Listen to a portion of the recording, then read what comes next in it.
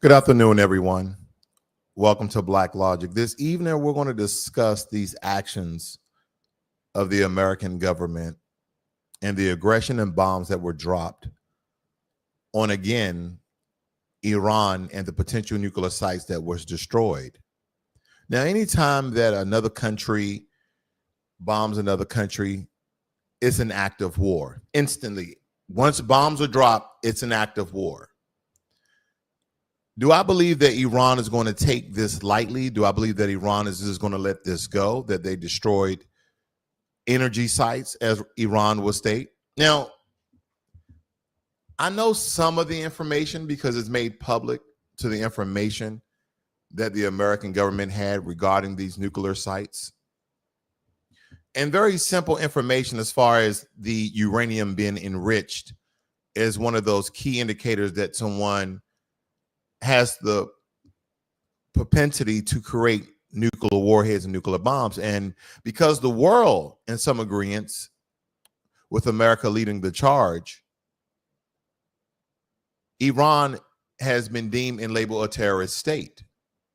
So even though we had positive results from Israel as the nuclear sites that they also bombed were destroyed, yet again, we came in and bombed that. But before we even get into that, what is the strategy? What do you call that strategy that President Trump, he told the American people, as a matter of fact, he told the world that I will make my decision if America will get involved with the conflict between Israel and Iran. I'll make my decision in 2 weeks. The calm before the storm, because he lulled the world into a false sense of delay, then struck like thunder. The bait and the blitz. He promised patience, but he then again delivered bombs. Speak softly, but bomb loudly, a remix of Roosevelt, speak softly and carry a big stick. Trump did the reverse of what he said and hit hard. Or was this simply a poker face? Bluff long enough to make your opponent blink, then drop bombs on them. 2 weeks, nah, 2 warheads, 1 day. So some people will say this ain't diplomacy. That's deception turned into detonation. Now, believe it or not, this is a very simple military strategy that President Trump has done, right? You're never going to tell your enemy what you're exactly going to do and when you're going to do it. But this is very basic, but I don't think nobody, except for those who are involved, knew that President Trump was going to drop bombs the very next day. It's like pulling the rug out from under the world. Just when leaders started to posture, the rug vanished beneath their feet, and there goes boom. Operation say one thing, do another. Designed to catch Iran off guard and confuse the global chessboard. Or was it some sort of diplomatic decoy? You know what? Let me sit on this for a bit. I just want to take a moment and think about this. That's that diplomatic decoy. The announcement wasn't real policy. It was camouflage. You see, even with words, there's warfare, because every war has started off with a conversation or interactions of such. This was more so a strategic head fake. Like, you see guys on the basketball court, they're dribbling the ball left and right, or someone on the football field, they're juking left and right. They're trying to make their opponent miss.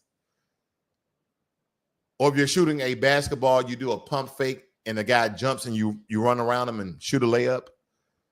This was a strategic head fake. Or promise something tomorrow, but, strike today. Gaslight the entire globe, make everyone prepare for peace talks, then drop bunker busters instead. Or is this some sort of two-faced doctrine? Smile for the cameras, strike in the shadows. I hope you guys are writing these down. Shock and awe? Nah, we ain't waiting. Boom. The sucker punch of statesmanship looks like restraint on one side, then hits like a haymaker on the other. A trap. Think about this. This was more so a trap disguised as a timeline. And Iran braced for negotiations. Instead, it got Moab. The Trojan timeline, because everybody believed the gift of time, but it was full of bombs. Or is this simply weaponized patience? Pretend to wait and weaponize the illusion of diplomacy? Or is this some sort of diplomatic double cross? He told the world to relax and, then he hit the launch codes. What are your thoughts? This is what we're talking about this morning. This afternoon, rather. The U.S. strike Iran. B-2 stealth bombers drop bunker-busted Moabs on 3 key nuclear sites, Fordow, Natanz, Isfahan. And the U.S. media calls it Operation Midnight Hammer. Why now? Because Trump vowed a decision in 2 weeks and delays later ordered the strike. Stop Iran's nuclear push or face obliteration. Here's my question. What is Iran's aftermath? What is Iran going to do?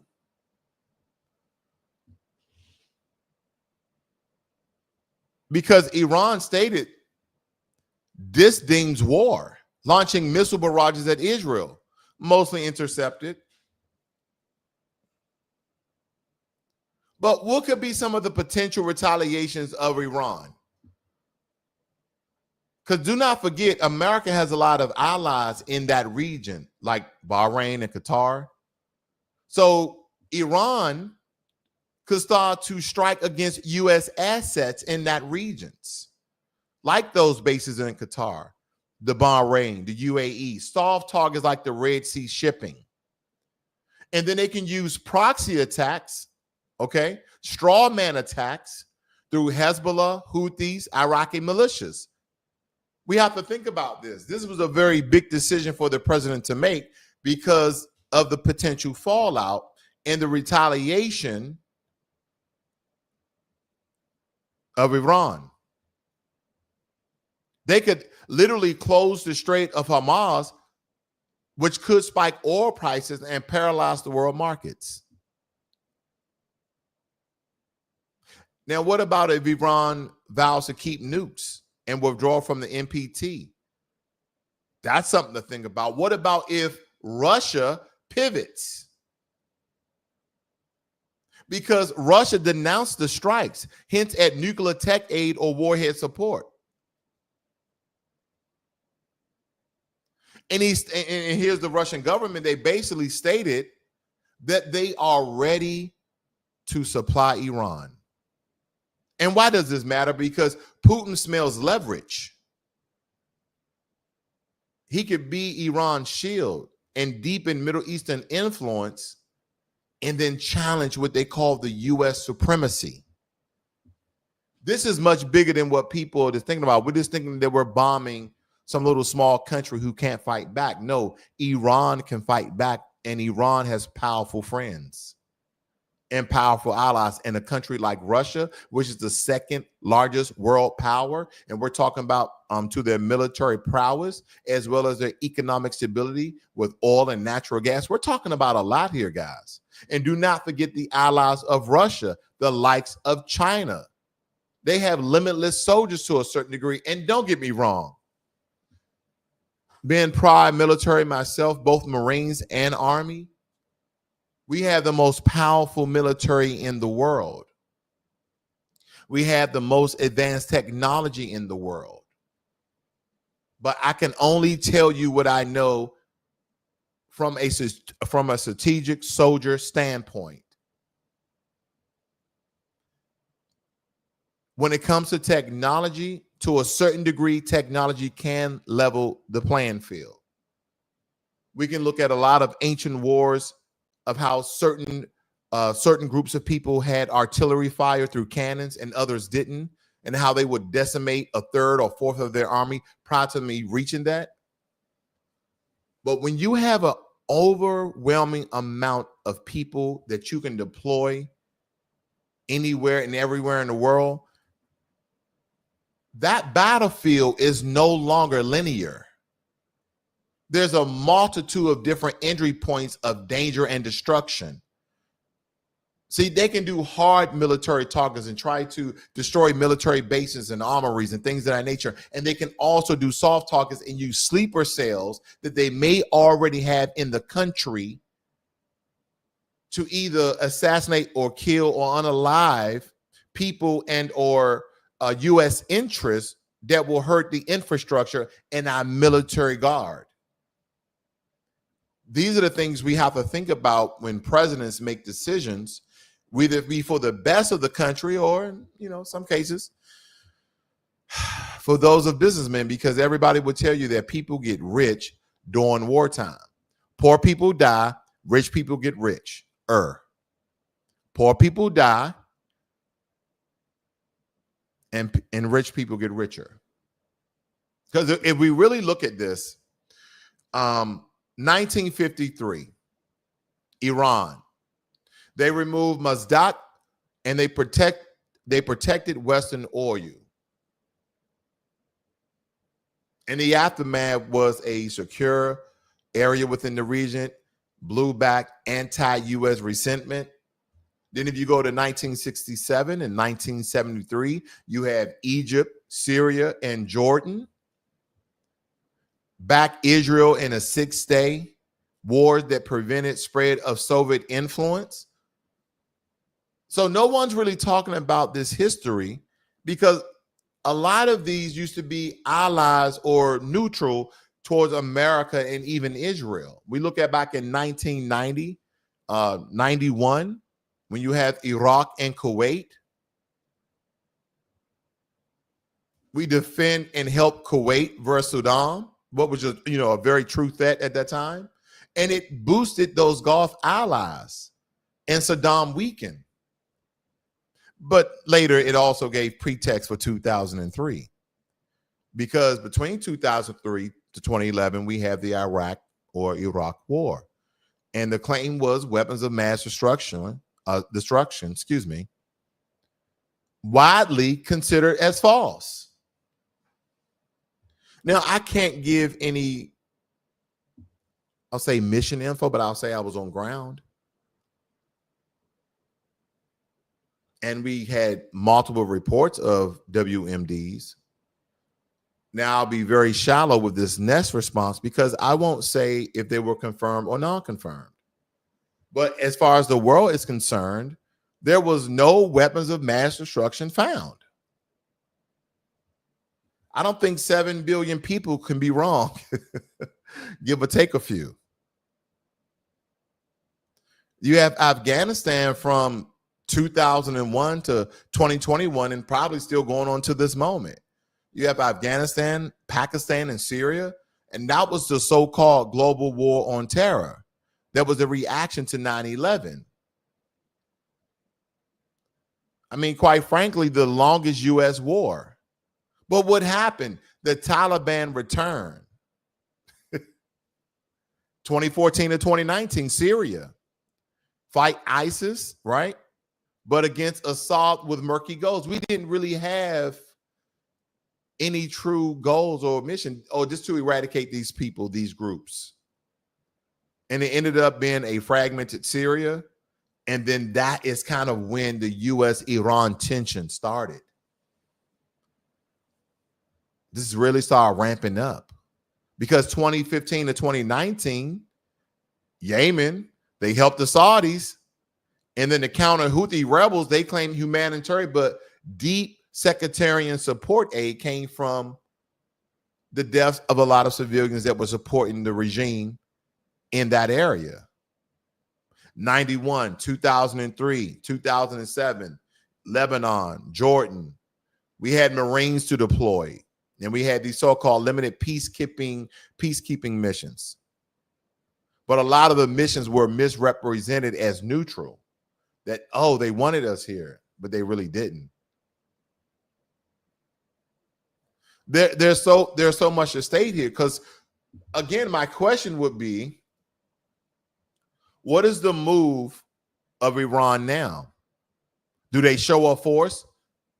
Retaliatory cyber attacks, drone strikes on U.S. bases, or missile salvo proxies have other people to bomb us indiscriminately so they can keep under the guys? But again, how long does Iran wait? Trade disruption, again, blocking Hormuz, mining shipping lanes or attacking tankers in the Gulf as well as the Red Sea? Or arms acceleration, step up nuclear countdown with Russian help? Because don't forget, Iran still have 1 or 2 nuclear sites that are deep inside the ground or deep inside of a mountain, and that we don't have missiles that can reach that far. But again, I'm pretty sure if we keep bombing, you will chip away at it. But nonetheless, I think there's a site that either the U.S. doesn't know where it's located, or they know where it's located, but it's very hard to reach without hurting a lot of innocent civilians. Asymmetrics, cultivating sleeper cells, targeting American soft and hard targets at home and really seeking leverage. And then Russia, they can come in and really, really make some chess moves, because again, when this occurs, that is when this is going to happen. That is where this is going to happen. Because again, they're going to act as Iran's shield and supplier. Putin undermines a kind of the U.S. positions. And Russia's basically going to be the Middle East power brokers. They're going to facilitate Iran's access to nuclear tech, advanced missiles, and drones used in Ukraine, expanding strategic depth. Do not forget, America and Russia has never really been friends. And Russia has always been too big for America to really conquer or without damaging ourselves to the point where a weaker nation can come in and destroy America. I want you guys to think about that too. I guys want you to look back at ancient Rome and a lot of, great armies and great countries that got obliterated because they stretched their forces too thin. I really want you to think about that. Because we can fight a very large scale war with Russia and win. Let's say, for instance, there's Russia against America. Now, due to our reports and intelligence, we're estimating how much armament, bombs, jets, submarines, U-boats, you name it, aircraft carriers. Every army, every military is counting every other military satellite, by satellite, and they have other technologies they can kind of scan. They're really gaining intelligence on your arsenal, so they can figure out if we ever got into a battle or a war, do we have a possibility to compete and beat the opposing country? It's just like sports in a sense, right? But unfortunately, millions of people, hundreds of thousands of people died during war. But take, for instance, if America and Russia goes into war together, who would be the winner? So we beat Russia, but our military has decreased by half. And so a weaker nation, or even a almost equal nation like China, comes in and wants to start war with America. Could we beat a China war after getting out of a war with Russia? We won, but our military is at half mast. We're at 50%. Our once, 1,000 missiles are now to 100 missiles or 500 missiles. Our armament, our arsenals, everything is at 50%. Where China has 10 soldiers for one every American soldier. They have the same technology, believe it or not, because guess what? We send them our tech to create very cheaply. Now, they may not have the software, but if you notice, just like with electric cars, when electric cars became popular with Elon Musk, because again, we had electric cars back in the 1800s, but when electric cars came popular, Elon Musk, by the way of Elon Musk, rather, you see China has now started a market where they're producing more electric cars than any other country in the world. And these electric cars look terrific. They have great technology. They are probably the more advanced electric cars in the world right now. And I know a lot of people who are part of the Tesla team, they probably don't like those comments, but nonetheless, this is the truth. They got cars that can jump and all sorts of things. I don't want to get into that, but nonetheless, you guys get what I'm getting at.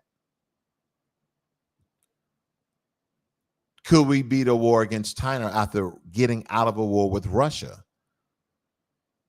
And as we look at this, let's think about this multitude of a World War III.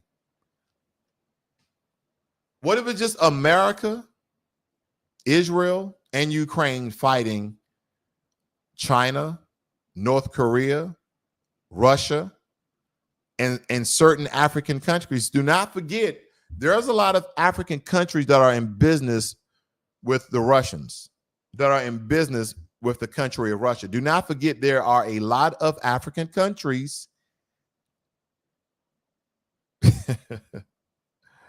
I think I'm speaking well before my time. I don't think people are thinking this far down the line.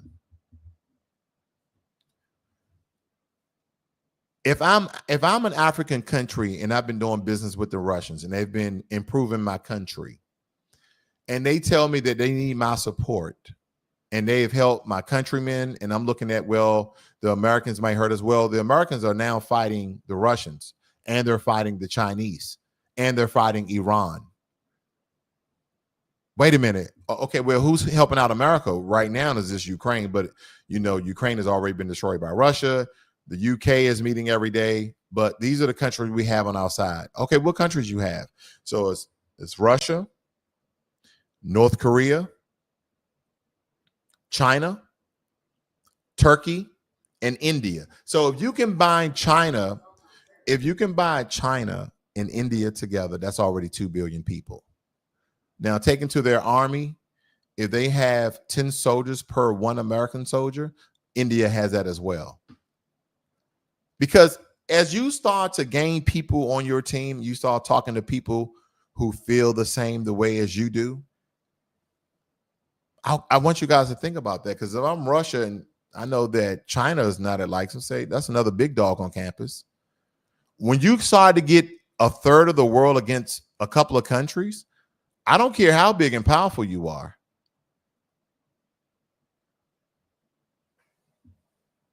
That's a very scary future.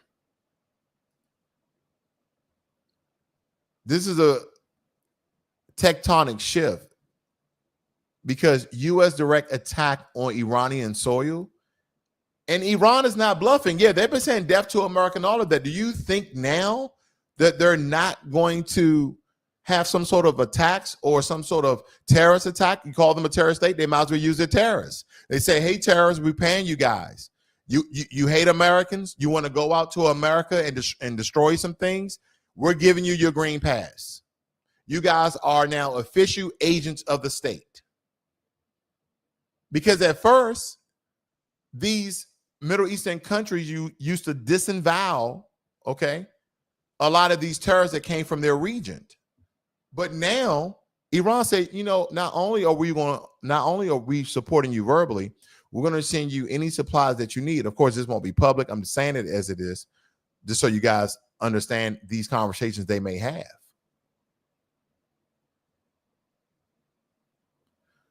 And to a certain degree, global systems are under threat.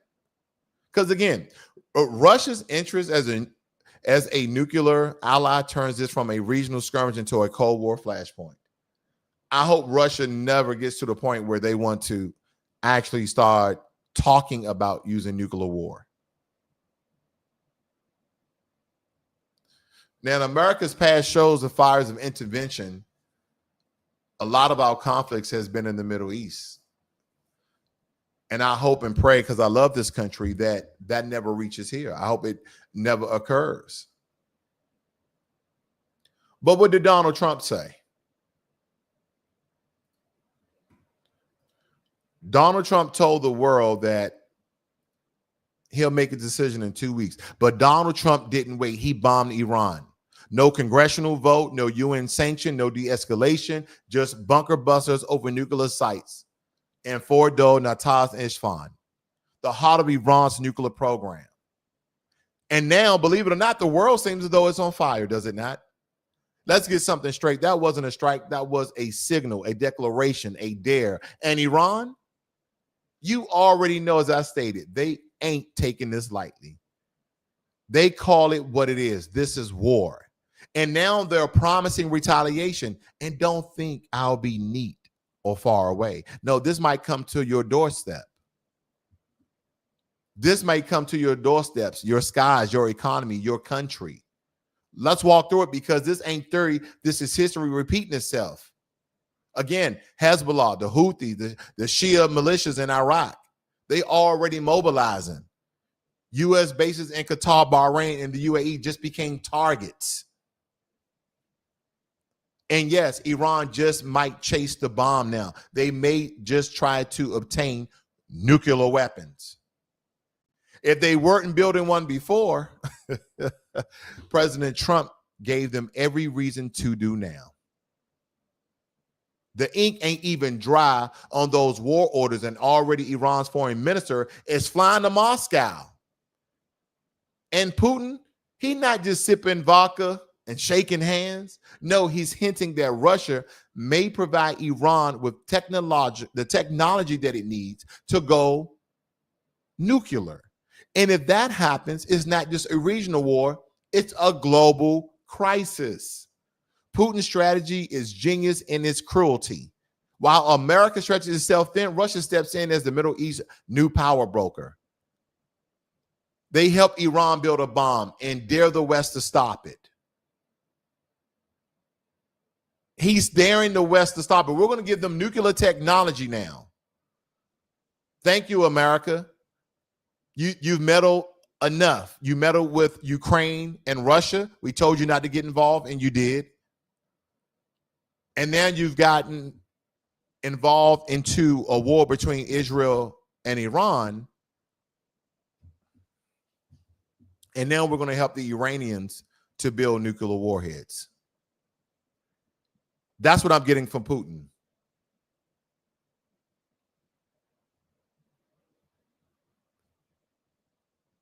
Yeah, we overthrew Prime Minister, what's his name? Mossadegh back in 1953. Remember we talked about 1953? He nationalized Iranian oil. So the CIA said, nah, it won't be their oil. So they installed the Shia, a brutal dictator that wasn't democracy, that was corporate colonialism.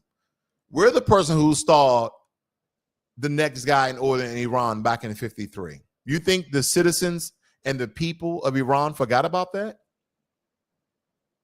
Because in 1979, you had the Iranian Revolution, U.S. hostages, yep, death to America. You planted the seed. That's when death to America came to light during the Iranian Revolution. Because again, I told you, they didn't forget about 1953. And then you have 1990, Saddam invaded Kuwait. So Bush Sr. declared war. Yep, that war. Based on truth, but it opened the gates. Because then a decade later, we came back. This time up, Iraq has WMDs, weapons of mass destruction. That again, no report stated that they existed. That war. Supposedly that was a lie. Hundreds of thousands dead and Saddam gone. And what rose up from that? ISIS. That's the legacy. Because 2001 to 2021, Afghanistan, 20 years. 2001 to 2021. 20 years, $1 trillion, and thousands of lives have died. And when we left, the Taliban took it back in days. Mission failed. Thank you, Joe Biden. And our soldiers betrayed. But again, I understood what President Biden was doing, because he's like, we've been here 20 years and we haven't gained anything. But President Biden, it was never that we left Afghanistan. It's the way we left Afghanistan. That looked cowardly. And believe me, the American military force is not cowards at all. We're willing to fight, stand, and even die for our country. And as I was stating earlier, Syria, Libya, and Yemen, everywhere we help, chaos follows. Every time we stated that we were going in to help something, chaos follows. We had proxy wars, drone strikes. We had all different types of coup. We're saying we're bringing peace, but what we export is fire. They said they're going to retaliate. Not maybe, not if, they will. They could hit tankers, bases, allies. They can do so many things. The biggest thing I'm afraid of, and when I mean afraid, I have a strong concern, are sleeper cells that are already in the country. Sleeper cells that are already in the country because they can do the most damage. The strongest military force in the world is a military force that has hundreds of thousands of sleeper cells in another country. Oh my God. People who are willing to stop, drop in everything they do and risk their lives to do whatever you tell them to do. We want 100 of you guys to go out and we want you to destroy these U.S. military armories. They start to weaken the country from inside. See, we don't want to just attack America. We don't want to just hurt America. We want them to feel pain.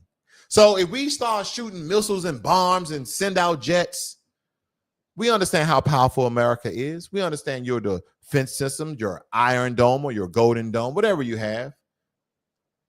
You have the Tri-Atlantic. We know you guys have all sorts of defense systems. So we're not going to use that strategy because we know we'll ultimately be destroyed. So you know what we're going to do? We have 200,000 Iranians in America. And get me wrong, I'm not trying to start anything. I'm just thinking a way that a country who's just been bombed are thinking. I'm not stating that any Iranian in America is a terrorist. I'm not stating that, or they're sleeper cells. I'm not stating that. I'm just giving you the truth. That's the thing about BlackLogic. I'm going to give you the truth as I see it. And 100,000 of those people are sleeper cells, and they receive orders. America from the inside out will start to implode. You know why? Because you're not just attacking military structures and infrastructure, maybe banks and all these other things. You're attacking America from the inside out. You're showing pivotal things in America, very strategic things in America. You're not going for symbolism. You're not trying to destroy the Liberty Bell. No, you're going to destroy banks. You're going to destroy dams and electrical grids. You're going to destroy things that America can't just, and you're going to destroy them all at the same time within 5 minutes. A country this large can't respond that quick. Do I want this to happen? Absolutely not. I love this country. I hope nothing ever happens to this country. But we have to think about the future ramifications that could occur. And I know there's a lot of military strategists hopefully thinking the same things that I'm thinking about what could happen. I'm not telling the American citizens to be on high alert, but I'm telling the American government we need to be on high alert. And we're talking about infrastructural things. Anything dealing with our sewer and water system, anything dealing with our electrical grids, anything dealing with pipelines and oil and gas and also, solar, anything. We need to start thinking about cyber attacks. Do they have some sort of AI technology that could be more powerful than us? Are the Iranians going to call China for some of our technology and how to decode it, defragment it, whatever it may be? We can't be friends and enemies at the same time. But you know what people will tell us? Oh, man, it's just business. See, that's the thing that they've been selling to Americans for a very long time. And we've taken this on as Americans. So we look at China as the producers because most American businesses, especially big businesses, they send all of their business to China. I want you to build 100. I want you to build 1 million of these. And for every unit, I'm going to pay 5 cents. Okay, cool. We'll do that. And that's what China have been doing for a very long time. They have been producing American products in China for very cheap. So now China has all of this technology and data and information how to create a lot of the things that we say. And then again, yeah, we may have superior, software, but again, they can just call their Indian buddies. And again, I'm giving you the truth, guys. I know people don't want to hear this, but this is the truth. There are a lot of people from India in America. They call the government of India. They say, yeah, we got a couple of guys in America. I think we can give you guys the information that you need. You see that? Because don't forget Iran. Don't forget Iran. They're more powerful than people think. You know why? They're sitting on megatons of oil and natural gas. And if you're a country like India and you say, hey, we give you 100 million barrels of oil and natural gas, totally free. We just need that software. And they'll just ship it out.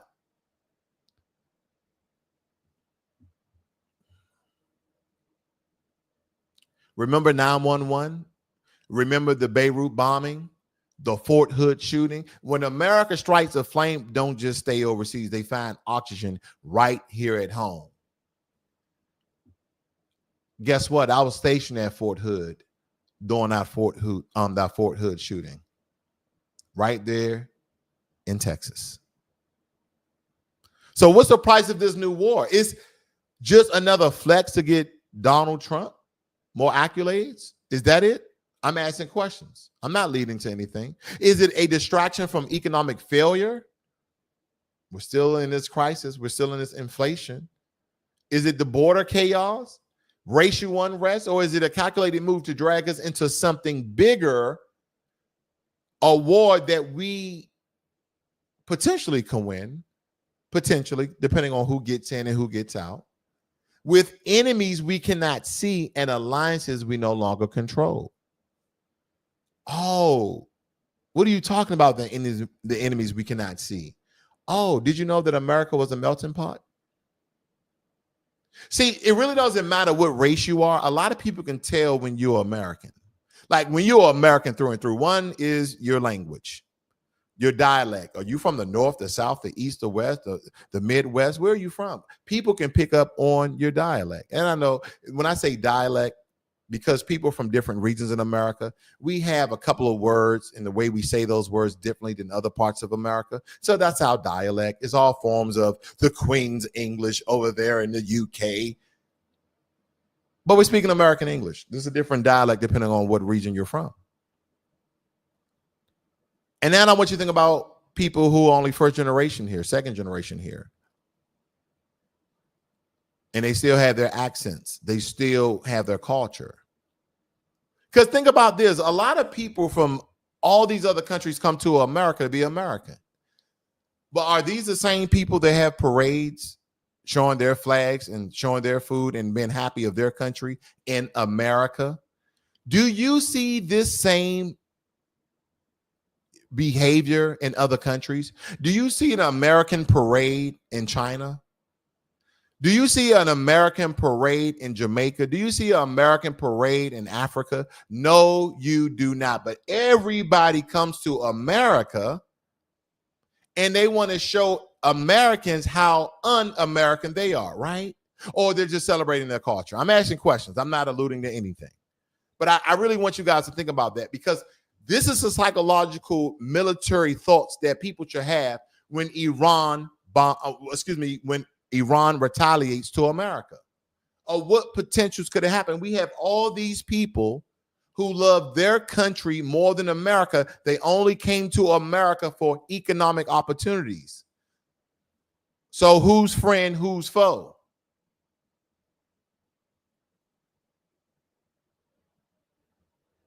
Because while America bombs Iran, Russia is ready to rebuild it. China is watching us bleed. And our house, still divided, still broken. I don't want this to happen. I don't want to get into a war. I don't want to get into a war with anyone, because American soldiers will die. American people will be hurt. And when I mean by hurt, I just don't mean physical hurt. It can be economically hurt. Because again, I told you before, during war, the rich get richer and the poor dies. That's just the nature of the beast.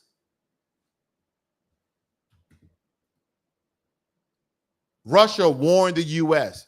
Russia warned the most powerful country in the world. That's what Russia has done. Russia has warned the U.S. against military intervention in Iran-Israel war. Russia said, you bet not get involved in that conflict between those two countries.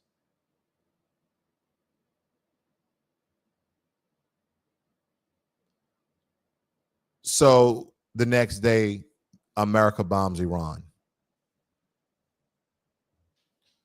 America bombs Iran after we got warned by Russia. But no one is looking at this.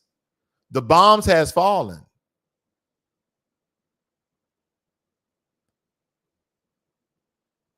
The blowback will land where it always does, on the backs of the poor, the voiceless, and those who are misled. Because again, no one's looking at the farther and further ramifications of war.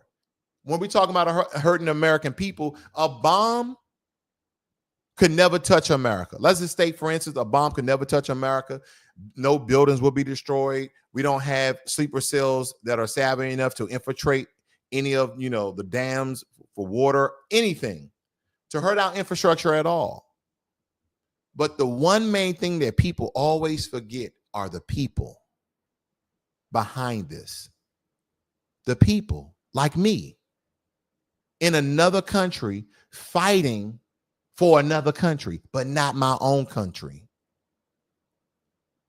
I want you guys to really think about that. We're talking about human capital. Human capital. That is what we're talking about. It's going to be the soldiers who suffer, the Marines, the airmen and airwomen, the naval men and naval women, our National Guards. These are the people who are going to die. Is this because of American security, or is this for the best interest of America? Do you know the difference? Is this for America's security, or is this for the best interest of America? Do you guys know the difference? Well, I'll give you the hint. The difference is the latter, the best interest of America, is whatever people who are in charge deem the best interest of America. You see the difference? Security of America is totally secure in America so American citizens can live free and unharmed. The other is on the interest of people who are in higher positions than you and I. But at the end, those men and women who go out to war, your son, your daughter, your father, your mother, your uncle, your aunt, your cousin, a best friend of yours, your husband, your wife, they may not be coming back. And then that would destroy the American family. Whether it be man or woman bringing money into that household, you no longer have money coming into that household, because the American government, we're just going to give you a little stipend here, a little cash, a little deposit, take care of the funeral arrangement. Got $250,000, you got $500,000, you should be okay. People always look at the big number. Oh, $400,000. Okay, I think I could take care of my family for how long? Do you know the course of people's lives? I don't care if you're even making minimum wage. The course of most people's lives, you've become a millionaire. You've already made $1 million some odd dollars in your lifetime. By the age of 50, most people have already made $1 million. Now, no way you could probably say that because you have, families, bills. I get it. But what I'm saying, the amount of money that you've earned over the course, by the age of 50, most people have already made $1 million. What I'm saying is this: the money that the government is going to award you because of the death of your loved one or spouse will not be enough. First and foremost, you will never replace that person. You will never replace their face, their smile, their laugh, their jokes, their corny jokes, their stern faces, the reason why they get mad. You will never replace that person. And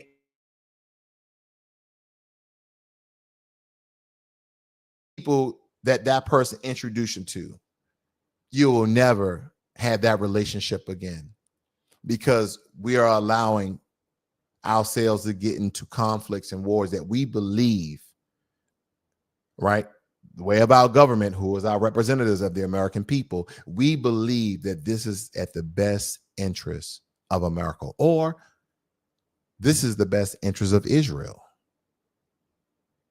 because we do not want Iran to have nuclear capabilities. We don't want them to have nuclear warheads, even though they said that these nuclear. So can we do anything with nuclear power? Because again, this is where they draw the line.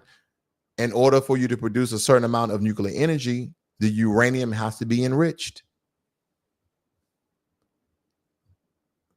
I'm a loss for words.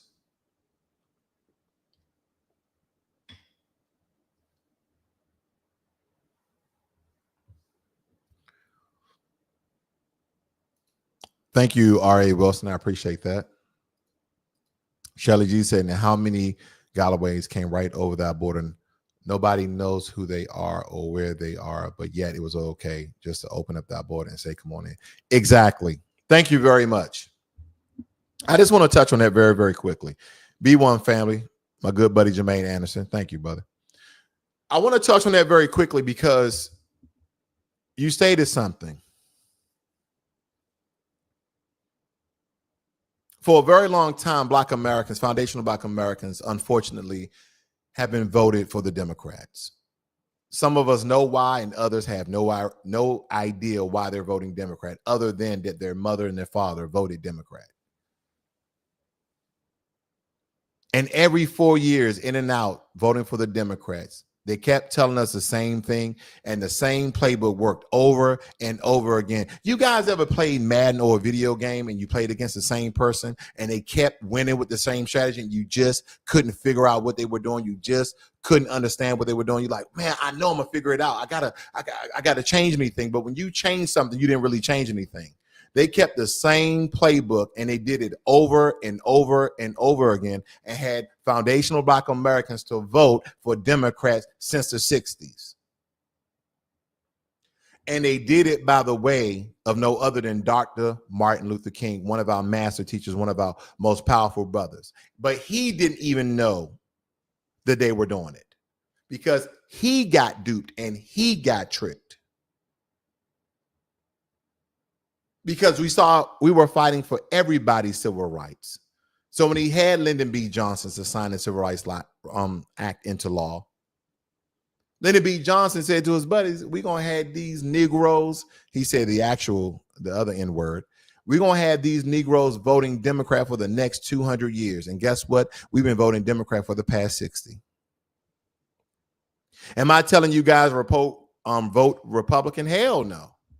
I'm saying to vote for your best interest and don't let them play the game between this is the boogeyman and this is a knight in shining armor. Why we keep listening to one political party more so than the other political party?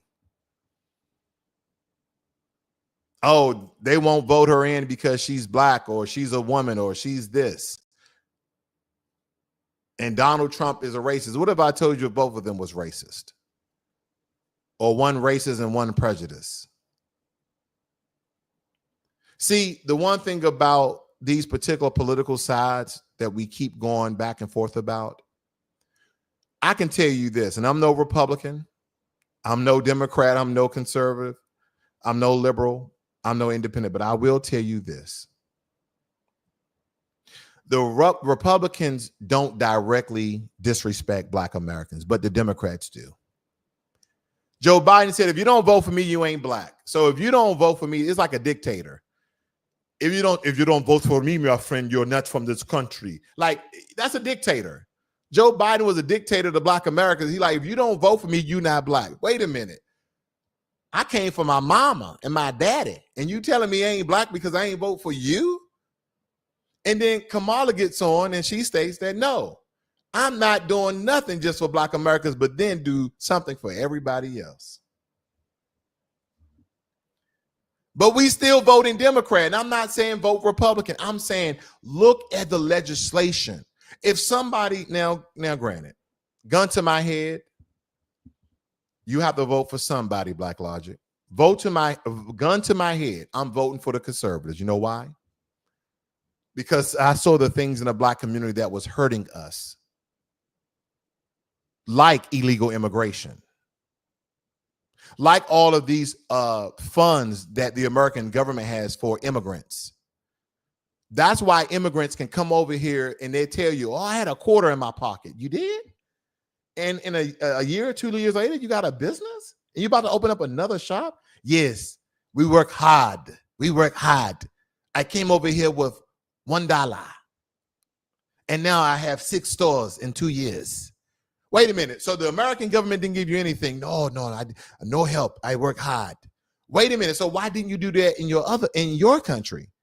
Oh, my country, not stable. But wait a minute. I've been there. You guys got stores too. Why didn't you open up a store? Yes, my brother. You just have to work hard. That is lies because they get support. All immigrants in America get support. You don't see, why would you come to another country and then be homeless? Immigrants come here and they get money from the American government. They get money from countrymen who have been sponsoring them. They get money from a different amount of sources. And a lot of these people come over here and their countrymen who are already here help them to open businesses as well.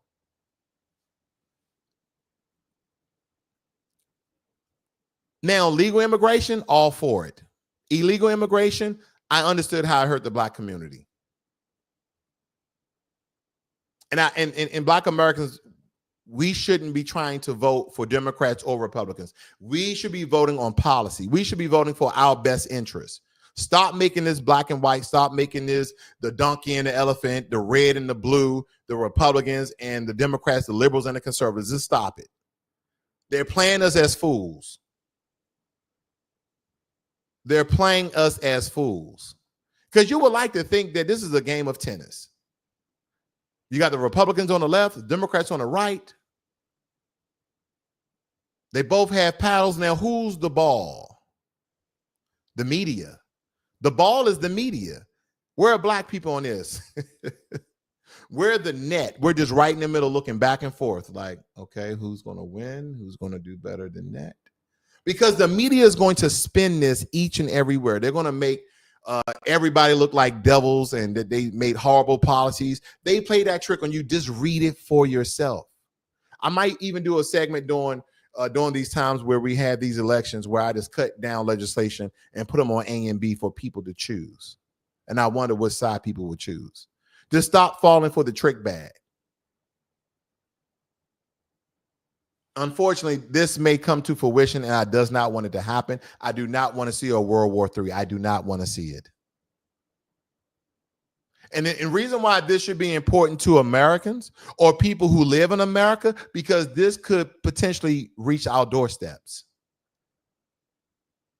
No country in the world is impenetrable. No country in the world is impenetrable. I just want to lay that out. Yeah, we're powerful. We have great defense systems. We have all the Golden Dome, the Iron Dome. We have all these defense systems that we can detect even a threat far beyond any other country. But again, you have a certain amount of countries involved in this war. And let's take, for instance, the UK. Say, nope, we're not going to be a part of this. This is too big. Europe will be decimated. If Europe says, nope, we're not going to play this between you guys. You guys got to handle this own war. But you're right in the middle, Europe. No, we're not going to take part of this. But we're allies. Yeah, this is going to hurt our country, men and women, more so than anything else. So we're just going to have to sit back on this one. So it's going to be America and Israel. America, Israel, Israel, and Ukraine against Russia, China, India, Iran, Yemen, Iraq, some countries in Africa, and North Korea. I hope that never happens. I'm not saying we're going to lose, but a lot of people will perish. I don't think people are really thinking about this the way I am. I'm a 20-year retired vet, and believe me, I don't want America to go to war. Not this war. Not this war. You know, some people will say that sounds like you're scared. No. I'm just smart enough to know what may occur. I know that will hurt this country I know and love. I know that will hurt my family, my friends. And if you care for your family and friends, and hopefully people can see the bigger picture and how certain countries are tied to one another. Why is Africa on here? I just put Africa on there, guys. Not stating the whole continent of Africa, but certain African countries have done big business with Russia. And what if Russia called them to arms? Don't forget that Russia used Indian troops and Ukraine. They both use Indian troops. But I guarantee you, if they had to choose a country, India would choose Russia. Why would you want an enemy right next door? So again, hopefully somehow this can have some sort of diplomatic resolve where these countries are not trying to actually go to war, because I promise you, if we go to war with Iran, Iran would not be alone. So this could potentially be a World War III. People have been talking about World War III for a very long time. Then guess what? The Power of Attraction. Good book. You guys should read The Power of Attraction. We have attracted a World War III because we kept talking about it. We kept talking about it. This is the most important thing. Nobody knows how Iran will attack. The best one I love is the diplomatic decoy. The announcement wasn't real. It was just camouflage. And then we bombed Iran. So hopefully you guys understand where my mindset with this broadcast was. I understand this is more of a concern of our country and infrastructure and our people that we know and love versus going to, again, the Middle East to fight yet again another country that we state there's a terrorist state, that we believe that there's terrorists running the government. We believe that there's terrorists all throughout the country. And I promise you that as a whole, people from Iran want the same thing America wants. They want beautiful parks. They want activities. They want a family way of life. All human beings want the same thing. There's many wars I said, yes, we must go to war with a heavy heart. But this one right here, hopefully we can come to a more diplomatic resolve and no further human being gets harmed.